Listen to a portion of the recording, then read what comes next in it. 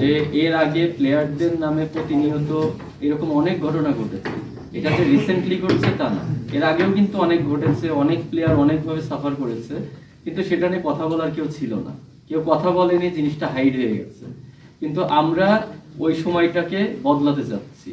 আমরা ক্রিকেটারদের স্বার্থ দেখতে চাচ্ছি এবং ক্রিকেটারদেরকে অসম্মানিত করে যদি কোনো কিছু করার চেষ্টা করে কেউ, সেটাকে আমরা প্রোটেক্ট করতে চাচ্ছি। তো ওই ক্ষেত্রেই তো তামিম ইকবালকে অসম্মান করা হলো, সেক্ষেত্রে আপনাদের প্রোটেকশনটা কি থাকবে? মানে আপনাদের আমি পড়ে শুনিয়েছি মনে হয় আমরা কি চেয়েছি, এবং আমরা বোর্ড বরাবর যেই অ্যাপ্লিকেশনটা করেছি বিসিবি প্রেসিডেন্ট বরাবর, আমরা দেখি উনি কি অ্যান্সার করেন। আমরা নেক্সট স্টেপটা দেখি। আমরা অফিসিয়াল ভাবে মুভ করেছি, অফিসিয়াল ভাবে কোনো রেসপন্স আসে কিনা। যদি তারপরে উনি যদি মনে করে উনি রাইট, তখন আমাদেরও তো রাইটস আছে অনেক কিছু করার, তাই না? আমরা আমাদের রাইটস নিয়ে লড়বো।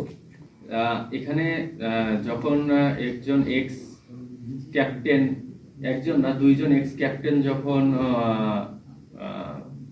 প্রেসিডেন্ট এবং ভাইস প্রেসিডেন্ট পদে আছেন, তারপরেও সেই ক্রিকেট বোর্ড থেকে এই ধরনের কথা যখন বলে, এখন আমি জানি না ওনারা কোনো ধরনের স্টেপ নিয়েছেন কিনা, বা তারা ওনারা এটা নিয়ে কি করবেন, বাট এটা আসলে সত্যি গ্রহণযোগ্য নয়, এবং এটা আমরা তীব্র নিন্দা জানাচ্ছি।